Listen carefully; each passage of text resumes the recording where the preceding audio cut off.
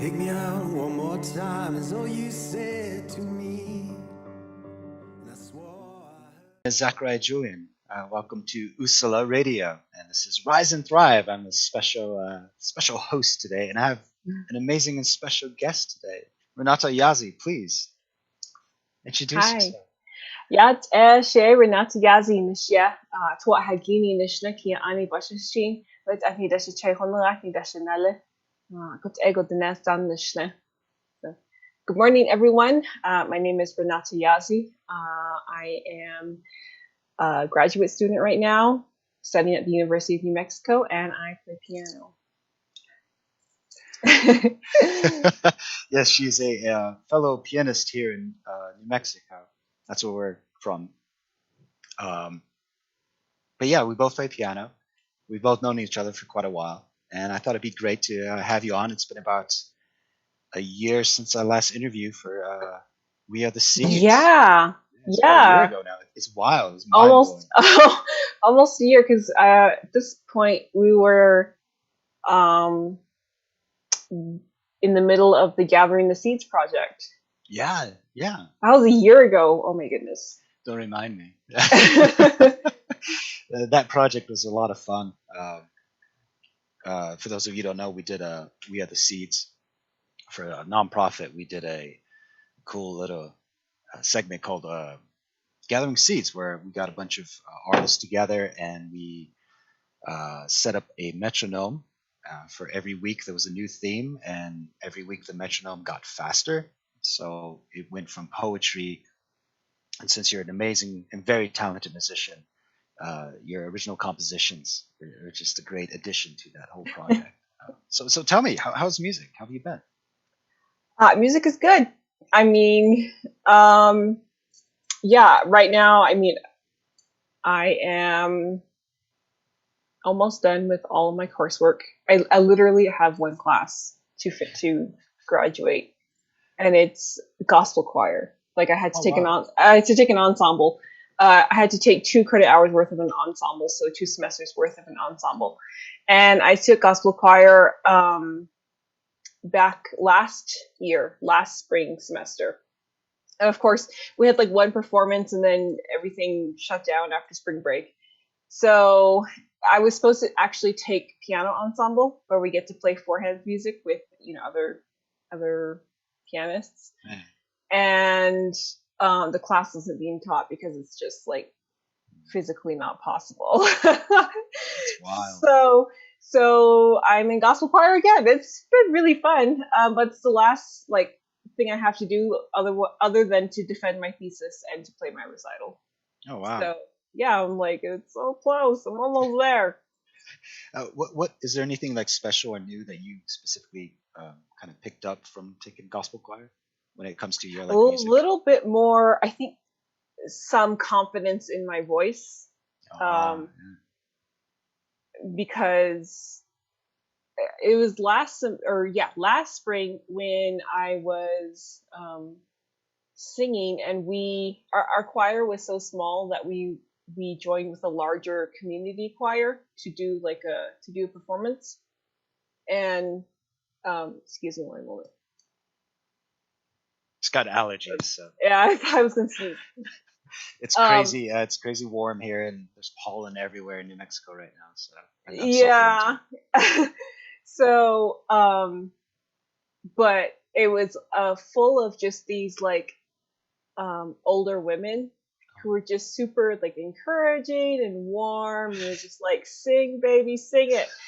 And I'm like, all right. So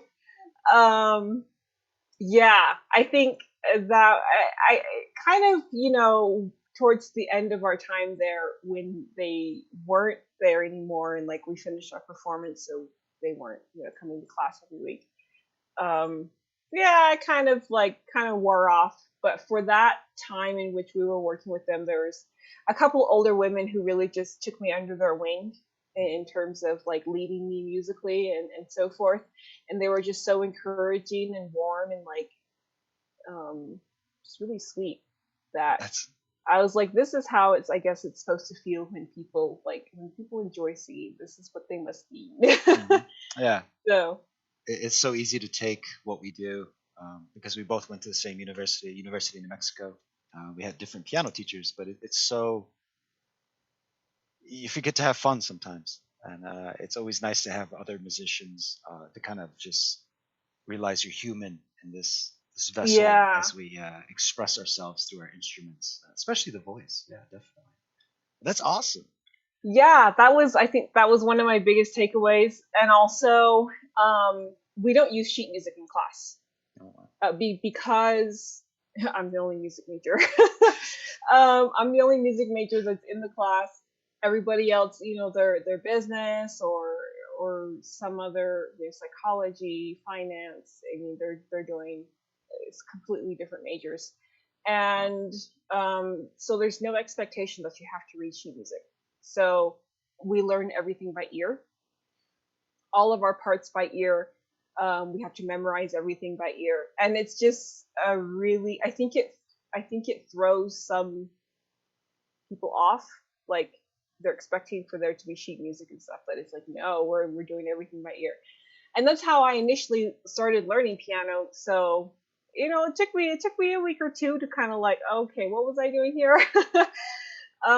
But after that, like I think it was such a natural way to learn, and yeah, overall it's just like a really great experience. So That's so cool. Are you gonna use any of this in your own compositions? Are you gonna start singing like just more and more?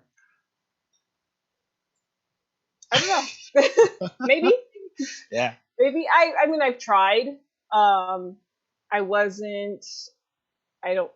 I did an open mic night back at the beginning of the year where I did sing, and I wasn't thrilled with the experience. I mean, there wasn't anything wrong with the open mic night. It was just like there was nothing wrong with them or how they do things. It was just me. Like I didn't like the way that I felt about it. So I don't know. We'll see. Yeah. I've become a little bit more comfortable in singing again. My mom says I used to sing a lot when I was a kid, just like in the grocery store, at the library, wherever. I'd just be like belting songs at the top of my lungs. And I don't know, at some point I became self-conscious about my voice. So Yeah. I hate my voice. And doing these interviews, meeting a lot of these musicians, we all hate our voice. It's amazing. I've been watching these documentaries on YouTube, just kind of how producers produced great songs, and the same thing. It's like you're talking about, you know, one of the Beatles. I forget his name right now. Half asleep. He hated his voice. John Lennon. He absolutely despised his voice. It's very interesting. Sorry, a little difficulty there. So, when you were young, when you were singing, were you singing in were you singing in Navajo? Were you singing in English? Was it a I guess combination? both. A little bit of both. Yeah. But I grew up, in church singing a lot of hymns in Navajo. So that was when I say I was singing in Navajo, that's what I was singing. That's what I was singing in Navajo. But yeah, and I used to like to, I would like hum songs, like because I was classically trained, and so just hum whatever I was learning. I was learning at the moment. Yeah, that's something I don't know. We'll see. We'll see if I what I decide about that. But I've been really enjoying working with chord progressions and having fun with that. So, is there any specific like composer that's kind of influencing your chord progressions right now? Are you like focusing like because Beethoven's chord progressions I've always kind of tapped back into. Him and Radiohead, I do that. Like I look at their chords. Let me think here. From the classical side of things, I think Bach. I love that counterpoint, that just the note against note kind of mathematical figuring out of what's the next note it's gonna be. It's like Sudoku. And That's well said. That's exactly what it is. Yeah. Yeah, it's like if I play this note next, then the next note has to be either this one or this one. But if I choose like the top note, then the next note definitely has to be this one. I find it very satisfying to write music like that. Just mathematically satisfying. but I also like Chopin, and I think some of the stuff that he does comes into influence. But from the pop side of things, there's 3. First one is Jay Cho, who is this Chinese singer-songwriter. That's putting him, like, he's a big deal.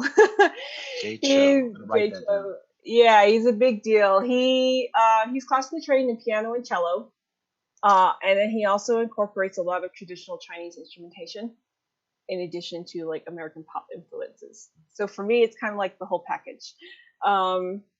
And because the Chinese scale, I mean, is pentatonic, of course, and so is Navajo scale. So what you end up hearing, where the influence for me comes in, is like, this guy managed to put all 3 of these influences into one song and make it sound good.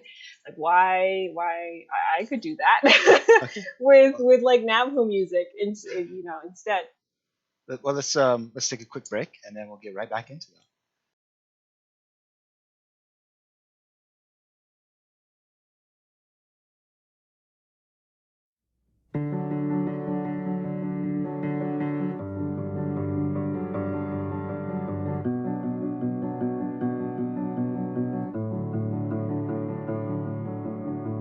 Take me out one more time is all you said to me.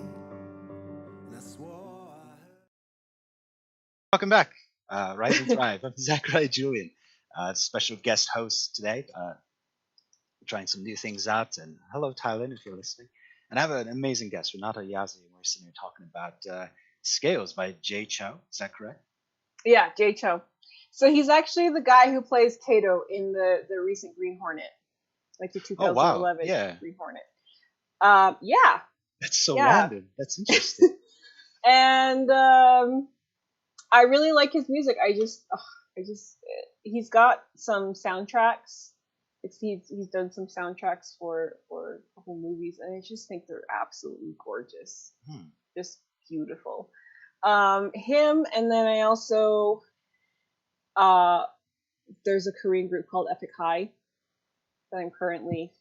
I mean, I've always liked Epic High, but they came out with a new album in January, and I really enjoyed it, and I've been like listening to them and all of their discography. Like, he's got like 10 full-length albums, and then his solo stuff, and there's a lot to kind of. I've been focusing on listening to some of the older, like from the early 2000s, and he's like they're a hip hop trio, but they write a lot of really beautiful piano, like songs that use heavy piano. Yeah. And it's just really, really pretty. Yeah. And then finally, I was listening to just stuff last night. With John Legend. Interesting. Yeah. Yeah, I like his piano stuff. Wow. I mean, he plays piano quite well, so I was like him and Alicia Keys. I think if we're talking about American influences, that's I'd say those 2.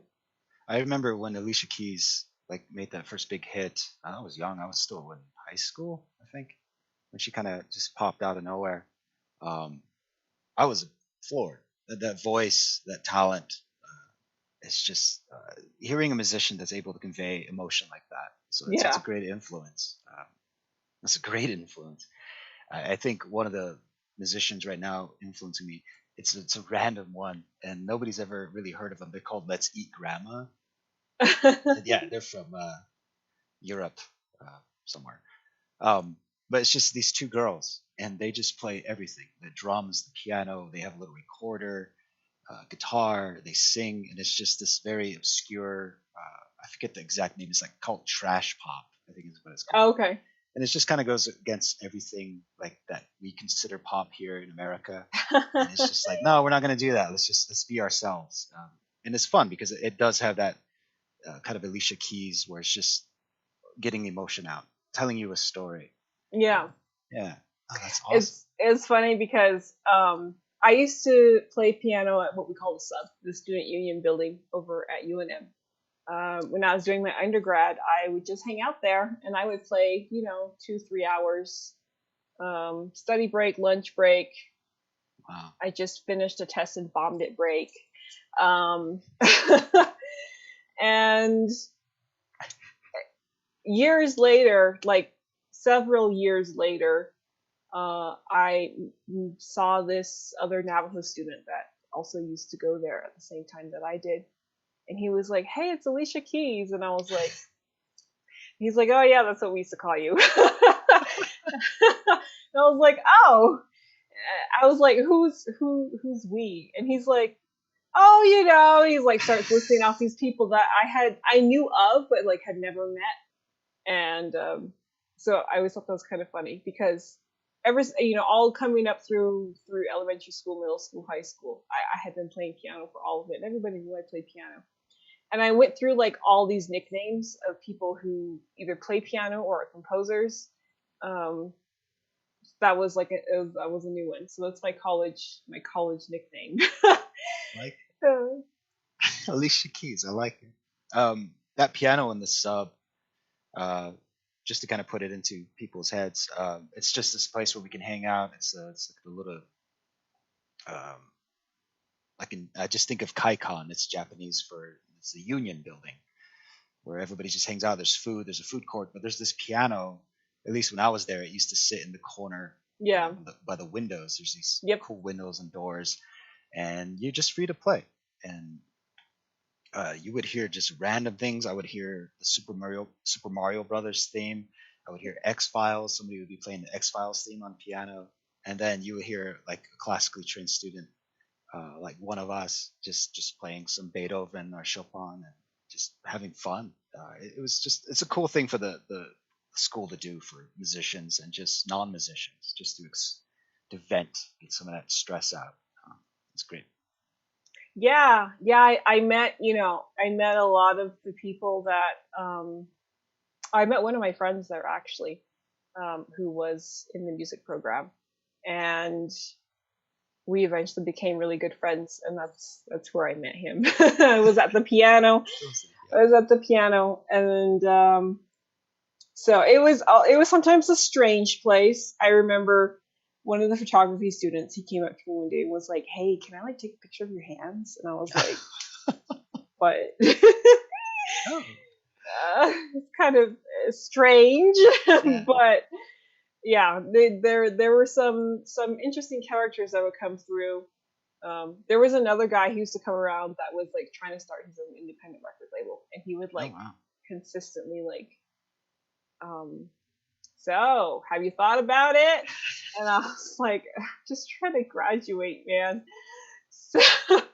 So, and like I would see him coming, and I'd be like, "Oh, I gotta get to class," and because after there came a point where it was just like every time he saw me, he would like give me his spiel again. Yeah. But yeah, there were I met some really great people and some really interesting characters. While I just sitting there playing piano. So it was a lot of fun. That's so cool. Being at the University of Mexico, it really, it changed my music forever. And I'm not just talking the studies. It was the people I met. Because at that point, I was still writing. I'm a composer. I'm a piano player. and I was still writing these long kind of orchestral pieces that it's like 12 minutes. It was just piano music and all these ideas. And then I met a very dear friend of mine, Jennifer Perez, who's an amazing singer, a sopranos. And we became good friends, and I got comfortable enough around her to start playing and practicing around her. And then she would start singing to my music. And I know this sounds stupid, but it's like I never thought about it, like adding the voice. Mhm. And then that's when I realized I had a bad voice. And I got into choir and really kind of just focused on my voice after that and just kind of building confidence. But yeah, the University of Mexico really helped with that, and that's part of going to a college and the university. It's just the connections you make, just really branch out.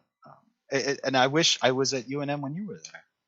Like it would have been cool to actually have Yeah, somebody to talk to, like a I think pianist. we may have overlapped in time, but I didn't actually join the department till like 3 or 4 years into 3 years. I think 3 years into my undergrad studies. Hmm. So, yeah, while I was there, I was fortunate enough to attend with another Navajo student who was doing a degree in music ed, and she and I like immediately like I saw her in concert music one day, and I just went up to her and introduced myself. I think she was kind of like, wait, what? but after that, she was like, I need an accompanist, and we just went from there, and we became really great friends. That's so And cool. she graduated now. She's got a job and everything. And as we were there was another student who was Pueblo. He was Pueblo and Navajo, and he was also music ed. So there's a Navajo composition student who I think he's finishing up now too. So there was like 4 or 5 of us there all at the same time, and it was a lot of fun too. I mean, we would joke around and in the practice rooms and Oh yeah. have a grand old time. So now it's just me. Well, of course now I don't even go to school; it's all online. Yeah.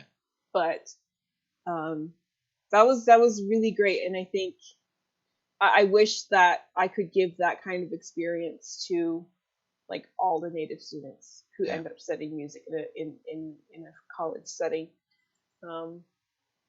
because it's lonely.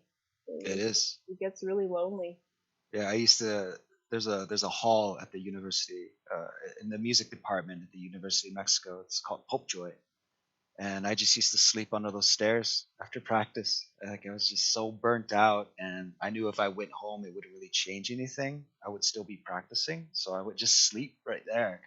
And then in the underground, we have these practice areas, and I just used to hang out in there. But you're right, it gets you just. I think the piano players. That's just part of the whole clique of that music. Is like the Yeah. piano players were always the lone wolves with the guitar players, but we never talked. And then the band members, like big band, they always hung out in groups, in choir, Yeah. hung out in groups. But it was always the guitarist and the pianist who were just like, leave me alone, I'm brooding. It was very interesting. Yeah. I mean, I had friends who they would sleep there like overnight in the practice rooms because it's like, well, I got to get up early and practice again. So we used to stash blankets and stuff under the harpsichord, um, because the harpsichord was always covered by this, Yeah. like a drape. So unless you looked underneath it, like you couldn't see what was under the harpsichord. So that you used to like stash stuff under there. And I got a friend who would sleep in her harp case because it was Wow. like lined with like that really soft material. So it was like her sleeping bag. But yeah, I used to stay there till 2-3 o'clock in the morning, and just to practice, and it was yeah, it was. I think one of the things that I introduced when I got into the studio and I started, hanging out with people, was, the piano, at least our piano studio, we started hanging out and there was one point, where we would meet every month, the whole studio, just for hangout time, movies, concerts, park, whatever. And I really helped develop that over the time, because I've been there now since 2014. And so I've seen an entire generation go through. Yeah, that must be interesting. Of students go through now. So that's one thing I really wanted to build within that studio, was that kind of community. And here we started adopting students from the other studio, and Really? they'd hang out with us. They'd hang out with us, and we'd have studio Christmas party. We'd always invite the other people from your teacher's studio. Yeah. My teacher was Pamela Victoria Pyle, and yours was Steinbach. Yeah, Steinbach. Falco. Falco Steinbach. Yeah, just two amazing pianists. I honestly don't know where he studied. Where did he study? Do you know? He studied in Germany. He started in Germany, and then he also studied in London. Wow. The Royal Hall of Music, something like that. Sounds about right. Something was Royal something. Yeah. And Guildhall Conservatory of Music, or something like that. Well, let's take another quick break, and we'll get right back into it. This is Usla Media, Rise and Thrive. Zachariah Julian, special guest Renata, Yazzie.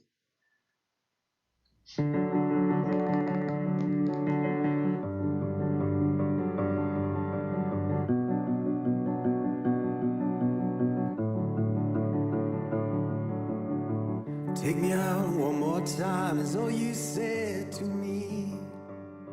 And I swore before we get back into the topic,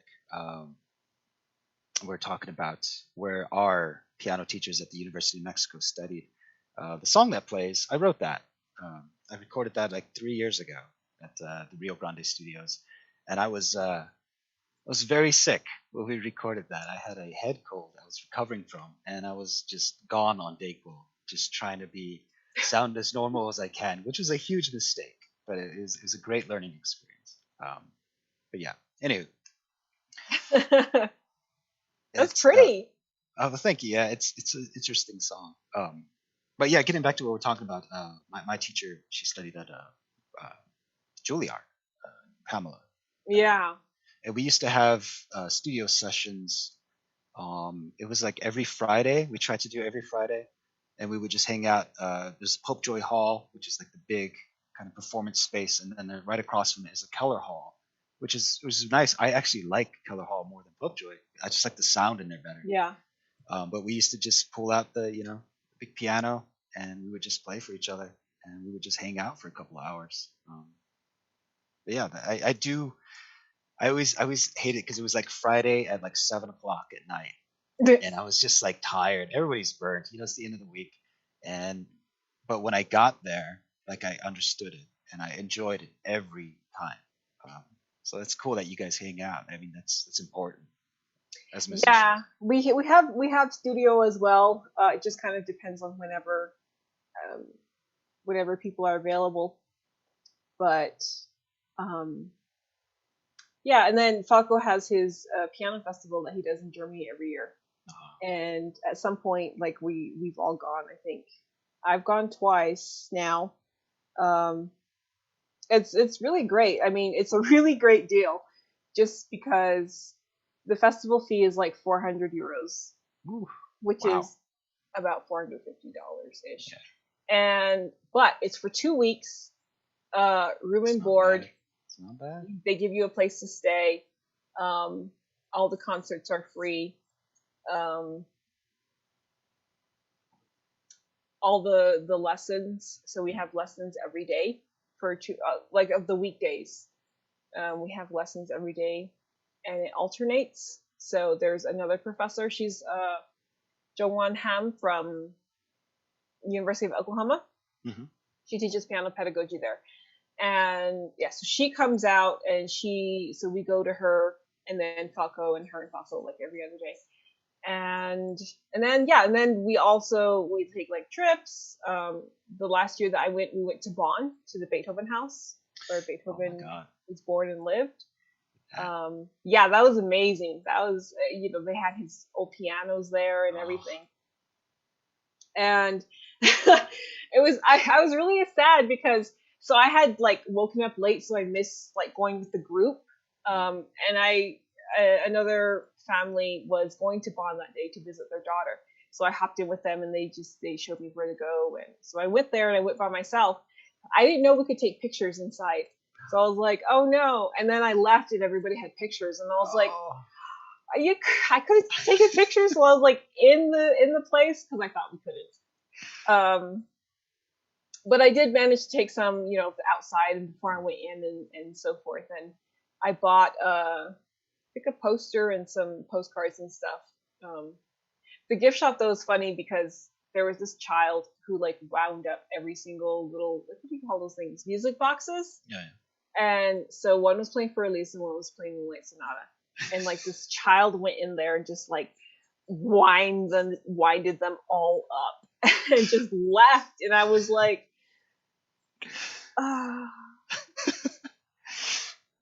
So what do you got? You got C sharp minor, which is Moonlight Sonata, and what is for Elise? E. A. A. Yeah. A? Yeah. Yeah. That must have been fun. Well, I mean, you got an A major chord kind of going there, but it must have still been chaos. It's not A major. It's. Yeah, I don't remember. Oh, you got your piano there. Nice. I don't know. Anyways, yeah. So, but they had Henley editions of like single editions of like every single Beethoven song. It was beautiful. Oh, wow. Because it was this wall, and they had like all of Beethoven's sheet music, the Henley editions. So it's that really pretty blue color. Yeah. It looks like this Yes. blue, and just the wall was covered in it. It was beautiful. That's amazing. Like, I mean, personally, it was Beethoven. I have a weird mixture of how I started piano. It was Beethoven, and then Nine Inch Nails, Trent Reznor. A lot of people don't know this, but he's actually classically trained. His main instrument is piano. So it was this kind of both very emotional composers, just different spectrums. This one was noise, and then this one was just pure beauty and proper layering and just working hard on the chord structures. That's so cool. Oh yeah, I'm very jealous of you. I'm very jealous. It was a beautiful place to be. And then we went to they had the like a, what do you call it, like a statue of him in the town center. Did they have his death mask there? Because they did take a plaster of his face when he died. I don't recall seeing that. Yeah, it might be in his place in Vienna. I don't recall seeing that. They had a lot of his early works, like the original works. They had his I think it's his viola, or his violin. He played one of like, it's either viola or violin. They had that sounds there. Like a viola guy. He likes that low, I'm guessing, viola. And of course they had both of his two pianos. So he had two. Yeah, they had those there. But of course it was all in German. My German wasn't that great at the time that I went. It was okay. I kind of got the gist of what was going on. It was a very interesting house. Complicated, just it kind of went all over the place. It was kind of a maze. But you walk in, and like the very first room that you go to is the room that he was born in. Wow. And yeah, it was just a really cool place to be. And so that was included like within like the fee of this place. And sometimes they take the kids to like a like hiking or something. Were there any like amazing performances that really stood out to you while you were there? Oh, okay. So there's this guy named Igor Hilarov. He's Russian, Huh. and he's a pianist based out of Cologne. And he came and gave a performance one night, and he played Petrushka for solo piano. Awesome. He played that, and he also did like a collection of Scriabin preludes. And so the building doesn't have air conditioning because they don't need air conditioning because it never gets super hot. However, the week that we were there was a heat wave that came from the Sahara. You brought the Southwest heat wave. We did. And the town we were in had record-breaking temperatures. Like, it had not been that hot there since, like, 1890 something. Wow. The week we happened to show up. So, our professor was like, "Oh, it's going to be a little chilly in the evenings, like pack kind of, some warmer, like some warmer clothes." And we show up and it's like 90 degrees with like 95% humidity. Oh my god. But because of that, so the building didn't have air conditioning, but the roof like opened. There was a section of the roof, maybe, I don't know, 8 feet by 8 feet, and it could like open. And so they opened it that one night, the night that this guy played, and it was so quiet, and you looked up, you could see the stars, and it was just this beautiful Scriabin, just beautiful. And that was one of the performances that really stayed with me, because you could hear like the wind and the light rain, and just it was just so beautiful. That sounds amazing. That's the first thing I thought about when you said it opens. I was just like, I want to play there. That'd be cool. Full moon, that'd be amazing. Yeah, it was such a gorgeous place too, and the people were so kind. I think for the rest of the town, I was a little bit of a curiosity. Like, people would stare. Yeah, I was gonna ask, like, what was the reception? Like, how did they treat you that? I mean, everybody was really nice and really kind. I think now what was interesting though is like, I would go places with my very obviously American friends, and people would always turn to me and they would like speak German to me. So if like we went to a restaurant, it's fascinating. They would turn to me and be like in German, they would be like, "So, what would you guys like to eat?" kind of thing. And I'm like, actually, he's the one who speaks German. But it didn't occur to me until I went to the Netherlands for a day. I went on a day trip there to visit a friend who I haven't seen since high school. And I was at the train station just right inside this place. It's called Venlo. And I was talking to the cashier. I missed my train by like 5 minutes. And so I was just killing time waiting for the next one. And I started talking to the guy who was running the little convenience shop. And he asked me if I was Moroccan. And I was like, no. And he's like, "Oh, so you like Turkish?" And I was like, no. And so I explained where I came from. And he's like, oh. He's like, do people probably think you're Turkish, like, because there's a lot of Turkish immigrants that come, and they always like speak decent German. And so that was kind of like, I was like, oh, okay, maybe that's why they just assume I speak German, is because they think like I'm an immigrant from like Turkey or Morocco, or one of those northern like Egypt. So that was really interesting. But a lot of people wanted to talk about Breaking Bad. It's big. It's popular.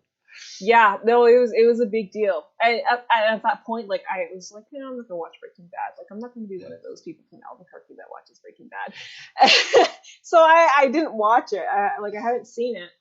But people were like, "Oh my gosh, that's where Breaking Bad was filmed," and I was like, "Yes, it was." Yes. Went to Walter White's high school, Yeah. and it was like a big deal for them. Yeah. But yeah, it's awesome. Yeah, that and also talked a lot about. I made fry bread while I was there. Oh yeah, what did they think? Yeah, it was. So the year that I went, I actually went with a friend of mine who's Hopi, and so we had a fry bread making contest. That's awesome. And I was like, and he made his with milk, and I was like, milk, What? like. And he's like, "Well, this comes from my grandma. Like, how dare you insult her recipe?"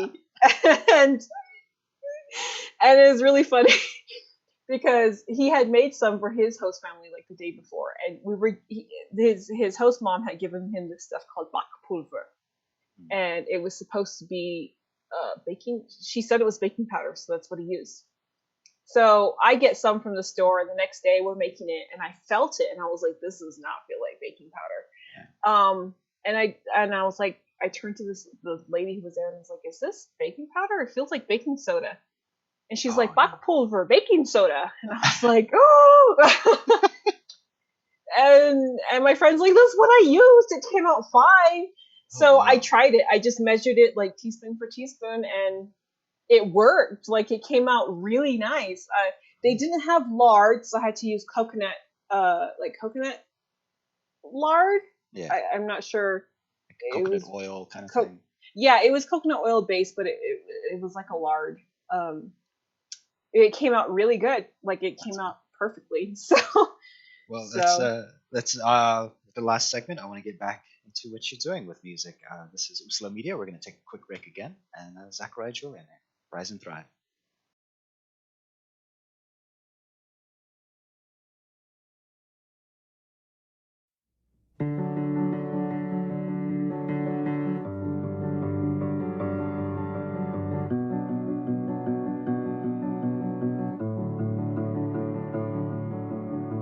Take me out one more time is all you said to me. And I swore Welcome back. I have an amazing guest, very talented, Renata Yazzie. Hi. It's so good to talk to you. Yeah. So what I'm doing right now, for my musicology, the musicology portion of my degree, I have to take a language exam. And I was like, well, I could just, do this in German because we have to or Chinese, because we have to prove that we have a reading fluency level. So the idea is that you can translate texts like that you might need to use. And in older times, they would just give you a page of some text in that language and give you a dictionary, and then you have like 2 hours to translate it. The idea being, like, if you need to translate it, then you can do it. Yeah. So I because my research is about Navajo hymns, the department approved me to do a Navajo language exam. Wow, that's so cool. That meant that part of the exam is you have to translate musical terminology into the language. Oh, wow. So we had to create Navajo terminology in order to take an exam on it, which I actually completed last Tuesday, or two weeks ago, and I got my exam score last week. I passed, but congratulations. Thank you. I worked with a Navajo professor there at UNM, Dr. Malvatha Chi, and we spent like 8 weeks creating words together. We started off with the words that my grandfather and my mom had coined back in like the 80s when they were working with church choirs. So a lot of the people who were singing in the choir, they had no Western music background, and also did not speak English. So my grandfather had to come up with ways to talk about the music and guide this choir. So we're talking like dynamics and tempo and just what's on the page, the notation.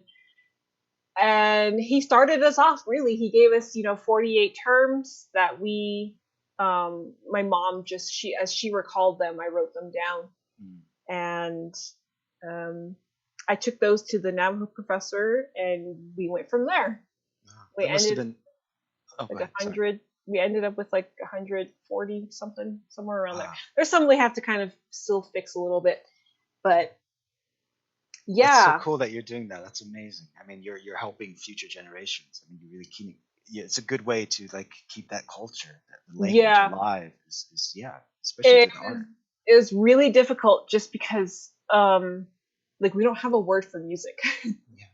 So a lot of the words, the vocabulary words, they use the root word for sound, like the ta ta, or sin, meaning song. So something that has to do with the song, where some way we're describing the song. So I think some of them are really creative. Like my grandfather, he used to call musical notation,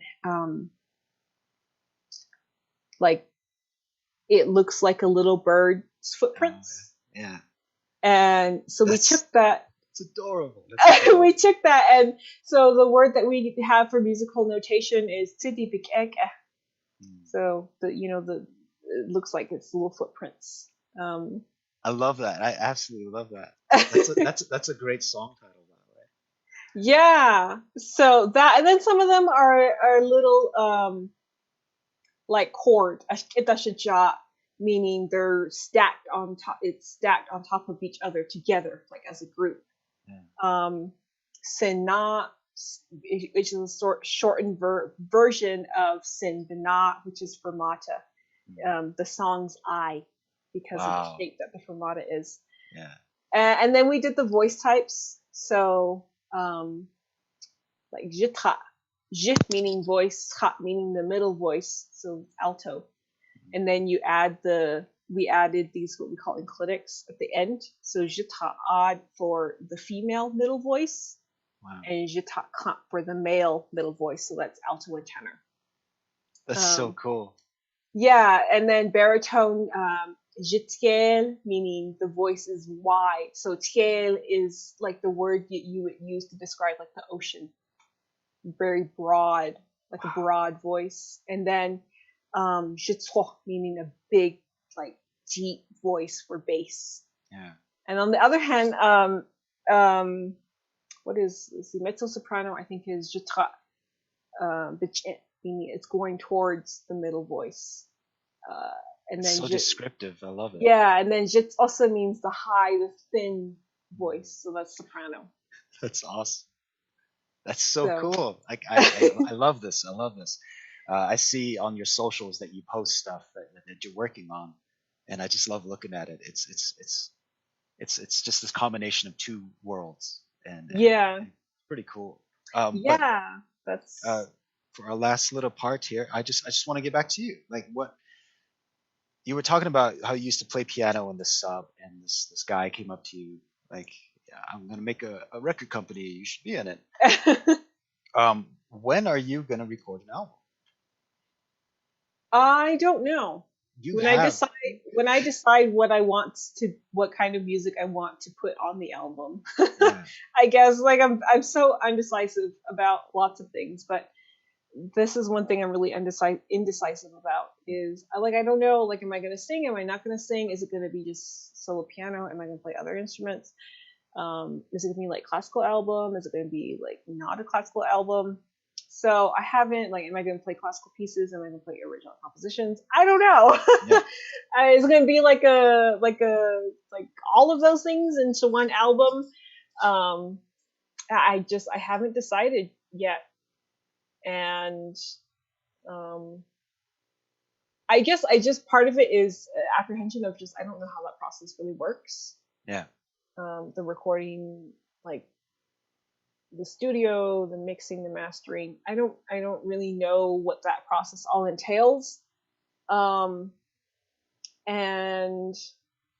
the money that goes into it, that's involved with it. And I think if I had a better sense of that process, I would be like, okay, this is my plan. But what I don't want to do is go into that and just spend all this time and effort and money and then not like what I did. Yeah, it's rough. I just got done recording last Friday, recording my second album at a professional studio. Oh, thank you. At Rio Grande Studios. So, I mean, we can definitely talk after this, and I can kind of guide you through the process of recording an album. But they give you a lot of room. You know, the trick is finding just a really good sound engineer and producer, and just somebody who lets yourself just be. But as speaking as musician and artist, I was the same way. I'm like, what am I doing? Like, I have all these ideas, but I realize if I focus on the tone of what I'm doing, like this narrative just kind of weaves itself, and I start seeing it. And I always put like a deadline of like, even though I'm not ready, I'm like, we're gonna record an album in 2 months, and everybody's like, are you crazy? And I'm like, no, we're gonna do it. But yeah, definitely do that. We'll start wrapping it up here as well. So I want people to see and hear your performance and music. Where can people find what you're doing your art? So, I do a lot of I post a lot of stuff and I go live sometimes on Instagram. When I go live on Instagram, though, it's not really a performance oriented thing. It's kind of just me taking requests and messing around. And what's your Instagram? What's the at? The at, so it's NATA_YAZHI. Yeah, so that's there. But I also have a SoundCloud that I need to update. I also have a YouTube channel that has some of my performances, like classical stuff. Just type in your name. Yeah. And I've got a couple stuff actually floating around YouTube. I have some pieces that Connor Chi wrote, and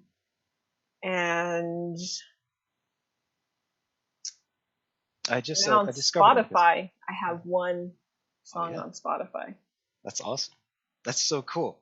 Seriously, people who are watching and listening, check out Renata's this music. It's really good. It's really good. And there's a performance you do on YouTube. The camera work is amazing, and you're just playing away, and it's a beautiful song. That is Jake. So Jake Hoyangua, he was a Navajo Hopi filmmaker. He's no longer with us. Oh, I'm sorry. But he did amazing work, and I met him. We looked for. I was going to go to Flagstaff for just to go to Flagstaff, and I told him, I was like, hey, I'm in town, and we looked for a piano, like a public piano that we could record. We spent like 2 days trying to think of a place. And he was like, let me take you. I know, like, I have a relative who works at the senior center, and they have a piano there. And so, I went there, and it was this old, as you would see in the video, it's this old kind of spinet, like a little upright, slightly out of tune, a couple little beat up around the edges, but it was perfect. Like, that's awesome. It was. We had such an amazing time. And he brought like his nephew, who he sat there quietly and he watched the whole thing. And then afterwards, I gave him like a little piano lesson. And that's so cool. Yeah, it was very fond memories attached to that video. That's a beautiful story. Thank you. Thank you for being here. Usla Media, Rise and Thrive. I just want to thank you so much. It's so good to catch up with you and see that you're doing amazing work. Keep it up. Like, thank you. Yeah, of course. Yeah, I'm encouragement. I really appreciate that. It's rough, it's not easy being in these spaces and doing this research and just existing in classical music. It's not always the easiest thing. Remember, people, you're not alone. You're never alone, especially as artists. But yeah, thank you so much for being here for Rise and Thrive. I'm Zachary Joy. Renata, Yazzie, thank you for being just an amazing guest as always. Yeah, and check her out. Check out her stuff on the socials, YouTube and stuff. So thank you so much for being here. You have a good day, everybody. You Have a good too. weekend. Thank you. Bye bye.